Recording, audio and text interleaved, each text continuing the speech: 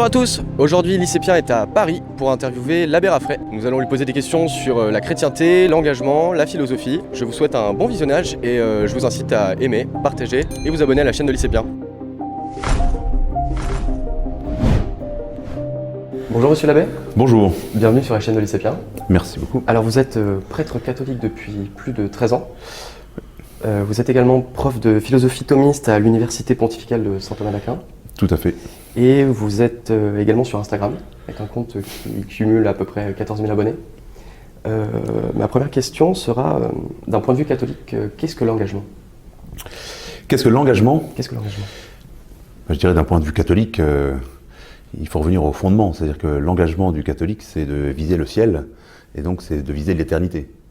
Ensuite, il y a plein de chemins pour y arriver.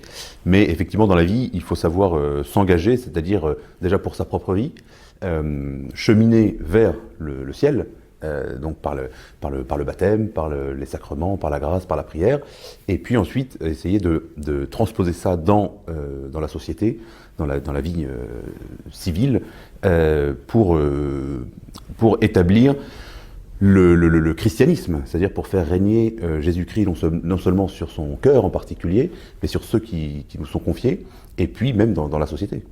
Et donc l'engagement consiste à faire régner Jésus-Christ aussi bien donc sur soi-même que dans sa famille, dans son école, dans son université, dans son lieu de travail, etc.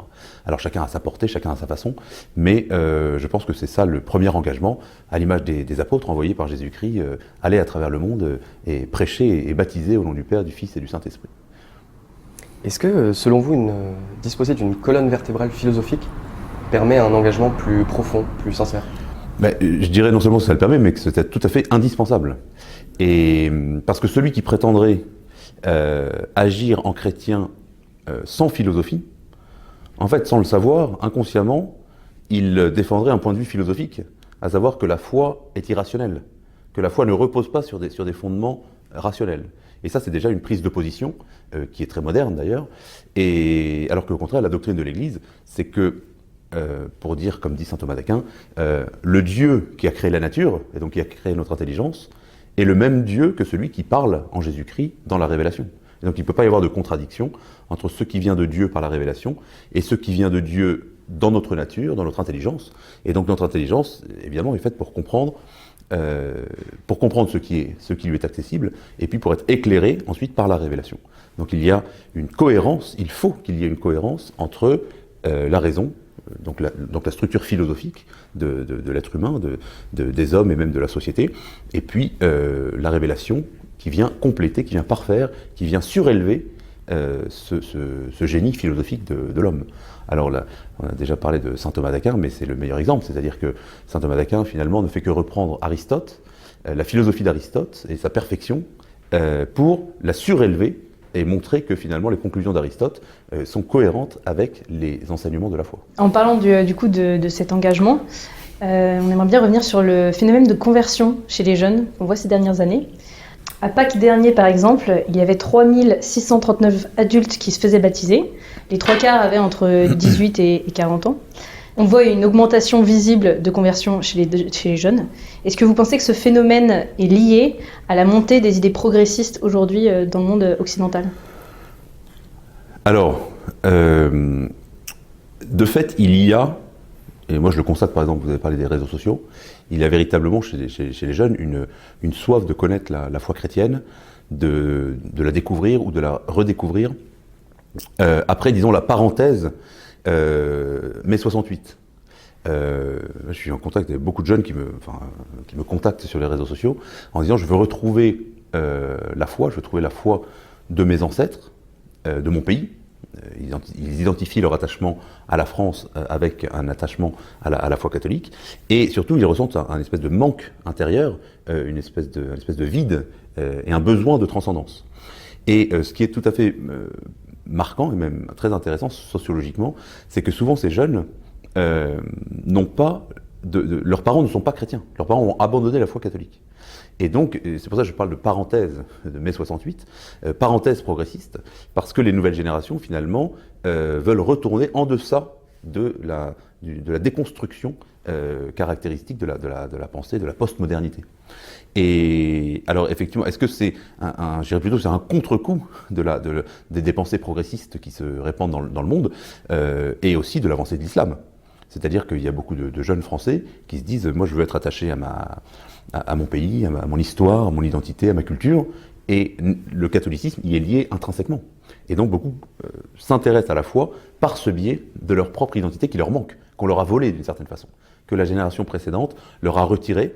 Et ils sentent ce besoin de se connaître. Et je mentionnais l'islam parce que c'est un peu par effet de comparaison, si vous voulez. Un musulman aujourd'hui, il sait d'où il vient, il sait ce en quoi il croit, il assume un attachement à la transcendance, à la religion évidemment, et nous occidentaux malheureusement, ou les jeunes occidentaux malheureusement, on leur a volé cet attachement qui est à la fois personnel, spirituel et culturel. Est-ce que vous pensez que ces nouveaux convertis vont plus du coup vers un catholicisme traditionnel? Et pourquoi du coup? Je pense que bien sûr, ces jeunes convertis vont beaucoup plus vers un catholicisme traditionnel et même, j'oserais le dire, même identitaire. Et malheureusement, je pense que l'Église, dans sa structure actuelle, est très peu réceptive à ce besoin et à ce besoin du peuple de Dieu finalement, ce désir des jeunes générations. Parce que ceux qui sont aux commandes de l'Église sont aussi eux-mêmes des fruits de mai 68 et ont eux-mêmes cette idéologie progressiste dans beaucoup de cas. Heureusement, il y a des évêques et des pasteurs qui ont bien compris justement cette nécessité de retrouver avec la foi une identité catholique. Et c'est très en lien avec la question précédente, c'est-à-dire qu'en fait, la foi, c'est pas simplement une adhésion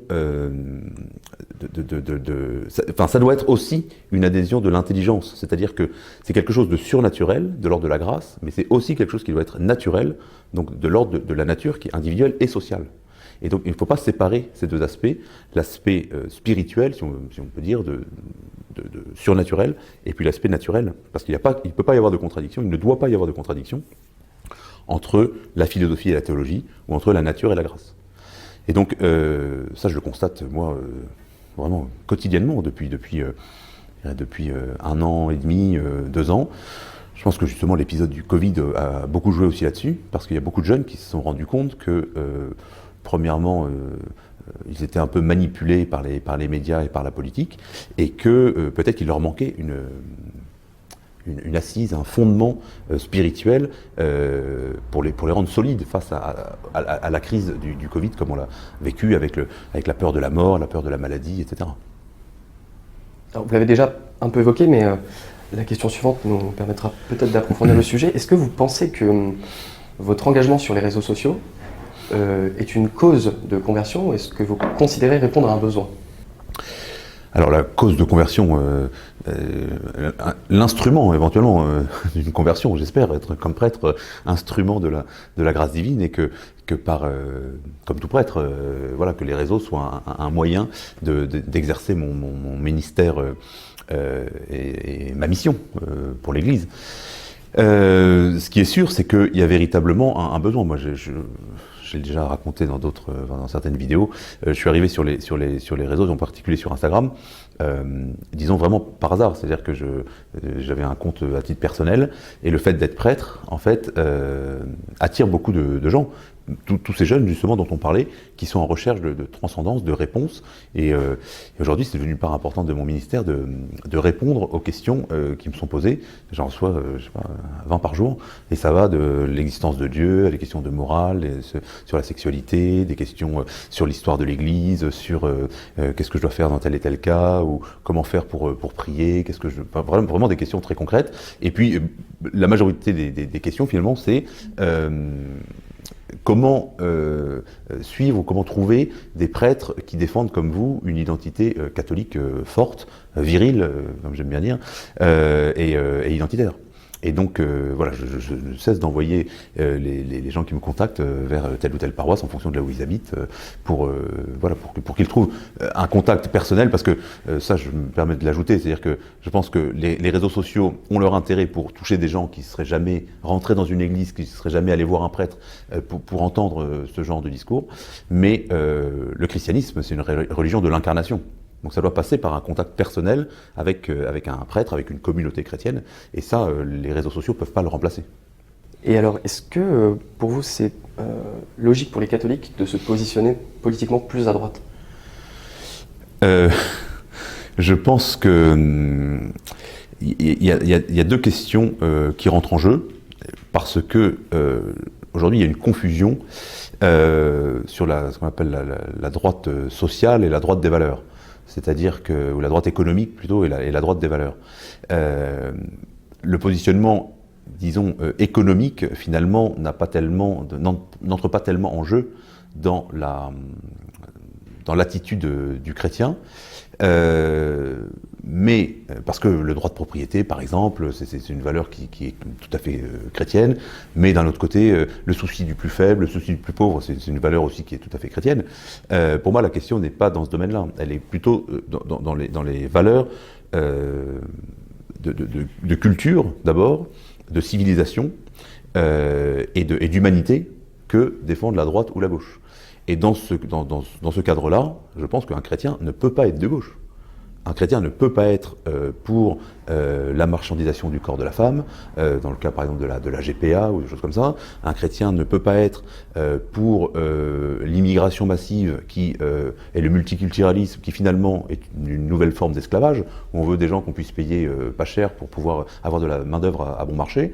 Je pense qu'un chrétien doit être un défenseur de sa famille, de sa terre, de son pays, de son histoire, etc. Donc ce que j'appelle droite des valeurs, c'est est-ce qu'il faut mettre plutôt un héritier, l'héritier d'une identité, ou un facteur de changement et de progrès? Et je pense que la question de fond, c'est que moi je suis un progressiste, mais je suis pour le véritable progrès. C'est-à-dire, quand on me dit oui, il faut évoluer avec son temps, il est temps d'avancer. On est en 2022. On est en 2022. Voilà. La question c'est, mais avancer vers quoi? Avancer vers quoi? Est-ce que véritablement avancer vers l'avortement jusqu'au 9e mois, c'est véritablement un progrès? Est-ce que, comme je disais dans le cas de la GPA, permettre à des femmes de louer leur utérus pour des riches homosexuels qui veulent s'acheter un enfant, est-ce que c'est vraiment un progrès? Et donc je pense que la réflexion fondamentale qui doit distinguer la droite de la gauche, et sur laquelle un chrétien doit réfléchir, surtout en ces temps d'élection, c'est celle-ci. C'est est-ce que je peux cautionner ce genre, est-ce que je peux même soutenir, encore pire, est-ce que je peux soutenir ce genre de progrès illusoire, de faux progrès qui détruit l'humanité, qui détruit l'homme et qui évidemment s'oppose à Dieu. Donc je pense que c'est vraiment sur ce terrain-là qu'il faut se situer, sur lequel moi en tout cas moi je me situe, et dans ce cadre-là, c'est clair que un catholique aujourd'hui a le devoir moral d'être un défenseur de nos racines, de notre histoire, de notre culture, contre toutes les formes de corruption, qu'elles soient allogènes ou qu'elles soient des corruptions internes. Vous l'avez dit tout à l'heure, vous parlez souvent du catholicisme viril. Or, comme le disait saint Thomas d'Aquin, qui se mouche trop fort fait jaillir le sang. Comment trouver un équilibre entre le corps et l'âme, un équilibre avec ce catholicisme viril, justement? Alors c'est une excellente question, parce que ce qu'on peut, il me semble, ce que moi en tout cas je prétends appeler un catholicisme viril, ça ne consiste pas du tout à donner des baffes et à se taper dessus allègrement. C'est une caricature, évidemment.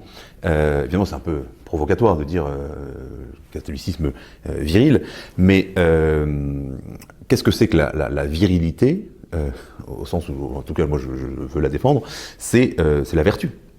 C'est la vertu, vertu qui est la vertu de l'âme, et donc qui convient aussi bien aux hommes qu'aux femmes, évidemment. Et donc, cette vertu, c'est une force d'âme. Comme dit Aristote, c'est comme une seconde nature, c'est-à-dire une facilité à agir dans le bien, à faire le bien, et même avoir du plaisir à faire le bien. Et les vertus, c'est donc la vertu de justice, la vertu de prudence, la vertu de tempérance, et la vertu de force. Alors effectivement, la vérité est plutôt du côté de la vertu de force, mais la vertu de force, c'est être capable de supporter les difficultés, de supporter les épreuves, de résister au mal, et puis de combattre pour le bien. Et voilà le combat de la force, et même d'une certaine violence du chrétien, c'est celui qui est capable de résister au mal, quoi qu'il en coûte, et de combattre pour le bien, de faire le bien, quoi qu'il lui coûte aussi. Et je pense que ça, c'est un véritable idéal de vertu chrétienne. Et c'est d'abord un idéal intellectuel, évidemment. C'est-à-dire que le combat du chrétien, il est d'abord un combat spirituel. un combat des idées. Comme dit saint Paul, nous ne luttons pas contre les puissances de ce monde, mais contre les puissances du ciel et qui se livrent un combat. C'est le combat éternel entre le bien et le mal. Et donc voilà la virilité à laquelle tout chrétien est appelé. Comme dit saint Paul, encore une fois, j'ai combattu le bon combat. Il y a vraiment une notion de combat spirituel qui est très présente dans toute l'histoire de la foi catholique et qui n'a rien à voir avec cette espèce de fausse vertu de tolérance qu'on nous resserre à toutes les sauces et dont on a l'impression qu'elle est devenue l'unique et la principale vertu du chrétien. Et ça, je pense que c'est une erreur grave, qui est une déformation, une corruption du catholicisme. Comment faire aujourd'hui où la notion de bien et mal est jugée comme subjective? On dit qu'aujourd'hui, il n'y a plus de bien ni de mal, donc comment se positionner pour être dans la vertu, justement? Eh bien, c'est exactement ça le problème. C'est-à-dire qu'il faut défendre l'objectivité du bien et l'objectivité du vrai. Contre toutes ces déformations, contre toutes les erreurs qui sont des erreurs d'ailleurs d'abord philosophiques avant d'être des erreurs théologiques ou spirituelles. Et d'où l'importance d'avoir une bonne philosophie, une philosophie du réel, une philosophie ancrée dans le réel. On pourrait en parler très longuement de cette question du bien, du mal, de la vérité, etc. Mais je pense que les chrétiens en premier lieu et tous les hommes de bien, tous les hommes de bonne volonté doivent être des défenseurs acharnés du réel. Aujourd'hui, ce qui est le plus nié, c'est la réalité. Vous voyez, c'est le principe d'ailleurs de l'idéologie progressiste, c'est de calquer, de ne pas s'en tenir au réel, mais de calquer une idéologie sur la réalité. Et de vouloir forcer la réalité à rentrer dans son idéologie. Et c'est d'où cette espèce de mythe du progrès qui dégénère en cette espèce d'accélération où on fait toujours pire, on veut toujours aller plus loin, en disant si la société de gauche, si la société soi-disant progressiste ne fonctionne pas, c'est parce qu'on n'est pas allé assez loin. Et donc il faut forcer le réel à changer en allant toujours de plus en plus loin et on arrive au délire du progressisme avec ses contradictions internes, avec ces luttes absurdes de cancel culture, le wokisme, etc. Toutes ces choses et puis les délires moraux dont on parlait tout à l'heure. Donc il faut sortir de cette idéologie pour retrouver le réel. Et vous savez, le fait qu'un enfant naisse d'un père et d'une mère, c'est la chose la plus basique que tout être humain comprend. Alors ensuite, on peut par idéologie dire, mais non, finalement, une famille, ça peut être 3 hommes ensemble, ou 3 femmes et 6 hommes, enfin tout ce que vous voulez, mais ça, c'est de l'idéologie. C'est pas ça la réalité. Et de la même façon, tout homme a conscience, tout père de famille, toute mère de famille est prête à donner sa vie pour défendre son enfant, pour défendre sa famille. Et donc par extension, défendre son pays. Donc la défense de sa patrie, c'est la chose la plus évidente, la plus réelle qui existait dans l'histoire de l'humanité et dans le sentiment d'appartenance d'un être humain. Et c'est l'idéologie mondialiste ou libérale d'ailleurs, qui veut imposer, qui veut faire changer l'homme, et c'est pour ça que le gauchisme consiste essentiellement en un lavage de cerveau. Et voilà pourquoi les enfants sont continuellement soumis à des pressions sur la tolérance, les lobbies LGBT, sur l'accueil de l'étranger, etc. Précisément parce qu'en fait, il faut changer la réalité, il faut changer le bon sens. Dès le plus jeune âge, voilà pourquoi le gouvernement tient à maîtriser les écoles, veut le plus possible limiter l'enseignement à la maison ou l'école libre, pour pouvoir formater la pensée des enfants dès le plus jeune âge. Sur la question du bien et du mal, est-ce que peut-on dire que le rôle d'administrateur, ou du moins d'interprète du bien et du mal, jadis assuré par l'Église, du moins dans le monde occidental, est aujourd'hui accaparé par des structures politiques, comme l'État ou l'Union européenne? Oui, on peut le dire dans une certaine mesure, où, comme je viens de le dire, on nous impose une structure de pensée. Il y a eu récemment un scandale pour je sais plus si c'était une publicité financée par le Parlement européen, où on voit une femme voilée oui, ou alors... mais je serais plus large, c'est-à-dire qu'il y a les structures ou les administrations qui sont porteuses de ces idéologies progressistes, et puis ensuite il y a tous les intérêts économiques qui vont avec ces structures progressistes. Parce que je pense que ce à quoi il faut revenir toujours, je vous conseille, sans doute vous avez lu l'œuvre de Jean-Claude Michéa, qui est essentiel pour comprendre la société contemporaine, à savoir qu'il explique, enfin, il le dit bien mieux que moi, mais donc je vous invite à lire ses ouvrages, mais que finalement le progressisme de gauche est simplement l'autre face du libéralisme de droite. Il dit la société libertaire que propose la gauche n'est qu'un autre aspect de la société libérale économique proposée par la droite. C'est-à-dire que la droite libérale et les grandes entreprises capitalistes ont besoin de cette idéologie pseudo-sociale de gauche pour avoir du matériau humain à exploiter et à rentabiliser. Et inversement, la mentalité du progrès, enfin du soi-disant progrès libertaire, a besoin du soutien des compagnies, des grands groupes, etc., et de la structure du marché. Et donc, oui, je citais cet exemple d'une publicité financée par le Parlement européen. Mais on trouve la même chose dans les publicités des grands groupes depuis longtemps. Je ne sais pas, Benetton par exemple s'illustrait en mettant en imposant justement des mythes racialistes finalement. Une campagne qui avait beaucoup choqué. Des campagnes, bon, alors ils étaient spécialisés effectivement dans le fait de choquer. Mais aujourd'hui, il n'y a pas un film, une série, une publicité où vous n'avez pas des éléments de la diversité, etc. Où il y a cette volonté d'imposer l'idée de la multiculture. Alors moi, je n'ai absolument rien contre tel ou tel immigré. Je tiens en connaissance de cause, puisque ma mère n'est pas française, ma mère est mexicaine. Elle a immigré du Mexique dans les années 70. Elle est très fière d'être mexicaine, mais elle s'identifie comme française. On est tous français, en tant que née en France, etc. Et je pense qu'elle mettrait beaucoup de Français au défi parce qu'elle s'y connaît bien mieux que beaucoup en histoire, en culture française et en langue française aussi d'ailleurs. Mais donc,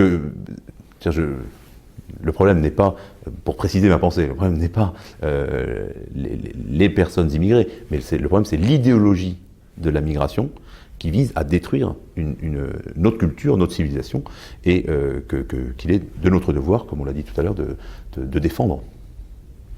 Vous prenez un certain rejet du conformisme moderne, de l'idéologie du temps courant, mais finalement ne se conforme-t-on pas toujours à quelque chose? Et deuxièmement, quelle différence faites-vous entre un dogme et une idéologie? Alors, c'est vrai que j'ai été plusieurs fois assez choqué parce que la moindre critique de la société contemporaine, de la société progressiste moderne ou post-moderne, est tout de suite interprétée par ses partisans comme un retour à l'obscurantisme du Moyen-Âge, et dit avec beaucoup de mépris et d'horreur. Mais en fait, il faut comprendre cette mentalité. C'est-à-dire que si vous êtes un fervent partisan du mythe du progrès, vous pensez que plus on avance, plus le futur sera brillant, luxueux, meilleur. Et donc, la contraposée de cette pétition de principe, c'est que nécessairement le passé est mauvais et que plus on s'éloigne dans le passé, plus on sombre dans l'obscurantisme, l'obscurité et l'anti-humanité, si vous voulez. Donc, vous savez, on parle d'âge plus augmenté comme projet transhumaniste, et donc on pourrait dire que les tenants de cette perspective, eh bien, voient les hommes du passé comme des hommes diminués. C'est le mythe des Lumières, enfin l'homme qui prend conscience, qui devient adulte, et voilà. Mais alors autant moi je ne suis pas un spécialiste du Moyen-Âge, même si je suis un spécialiste de saint Thomas d'Aquin qui était au Moyen-Âge, et franchement quand on étudie la vie de ces philosophes, ces théologiens du Moyen-Âge, c'est impressionnant, qui traversent l'Europe dans tous les sens, toute leur vie à cheval pour aller discuter de théologie, combattre telle erreur, telle opinion, ou alors pour confronter des idées entre spécialistes, entre vraiment l'Italie, l'Allemagne, la France, l'Angleterre. Il y a comment on dit, une réalité de la vie intellectuelle qui est très impressionnante au Moyen-Âge. Mais si on va encore plus loin, moi c'est plutôt ma spécialité en philosophie, à savoir les philosophes antiques. C'est-à-dire que l'Antiquité est bien meilleure en termes d'humanité, de vie sociale, que ce qu'on peut faire aujourd'hui. Vous voyez, c'est-à-dire que ce mythe du progrès Et c'est en ça qu'il est une idéologie. J'en viens à la deuxième question. Ce mythe du progrès, en fait, il place le curseur du bonheur, en gros, pour simplifier, sur la technicité, sur la science et sur le confort. Voilà. Si jamais, ça m'est arrivé plusieurs fois dans les discussions, de dire mais l'homme dans l'Antiquité ou au Moyen-Âge, il y avait des grandes choses, des grandes découvertes. On dit non mais il n'y avait pas de chauffage, il n'y avait pas de baignoire, enfin si vous voulez, mais est-ce que si on n'a pas de chauffage ou si on n'a pas de baignoire, on est forcément plus malheureux? Est-ce que l'homme moderne, parce qu'il a des voitures et des fusées, pour certains en tout cas, pour aller sur la Lune, est-ce que ça le rend plus heureux? Est-ce que ça le rend plus intelligent? Est-ce que ça le rend meilleur que l'homme de l'Antiquité? Et pour revenir à cette question justement de la distinction entre l'idéologie et le dogme, le dogme il est de l'ordre de l'enseignement. Déjà, il se justifie, alors il s'auto-justifie, effectivement. Les théologiens, leur rôle, c'est de montrer l'intelligence, la cohérence de l'édifice de la foi. Et surtout, il est ancré en Dieu. La différence entre le dogme et une idéologie, c'est que l'idéologie, elle est au service d'une pensée particulière ou d'un groupe d'hommes ou au service d'intérêts particuliers, alors que le dogme de la foi, en tout cas, il est universel, il concerne tous les hommes et il est relié vers quelque chose de transcendant, quelque chose qui nous dépasse et qui n'est pas destructeur. Parce que toute idéologie, finalement, lorsqu'elle est laissée à son libre exercice, eh bien, termine toujours en bain de sang. Que ce soit les idéologies d'extrême droite, ou enfin classifiées comme d'extrême droite, ou les idéologies d'extrême gauche, ou les idéologies progressistes dont on parlait tout de suite, ça se termine toujours dans des choses terribles. Nous avons reçu récemment sur la chaîne de Lycépien Chantal Delsol. Est-ce que vous êtes d'accord avec son constat que nous sommes, qui part du fait que nous sommes à la fin de la chrétienté? Alors, je trouve que, évidemment, Chantal Delsol est une femme très intelligente et elle a un discours très intéressant, vraiment passionnant. Elle est passionnante à écouter. Mais je me permettrai, parce que bon, elle a plus d'expérience que moi, mais je me permettrai, disons, d'ajouter une nuance. Alors, c'est vrai que, au point de vue de la civilisation, on peut dire que visiblement le christianisme est dans une phase de déclin et de plus en plus accélérée, de plus en plus rapide. Donc dans ce sens-là, oui, il y a une phase de déclin.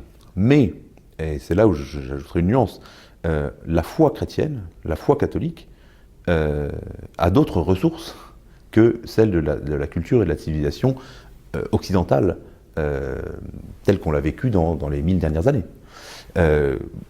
Ce que je veux dire par là, c'est que, vous voyez, la fin de l'Empire romain. La fin de l'Empire romain, c'était la fin d'un cycle, la fin d'une civilisation.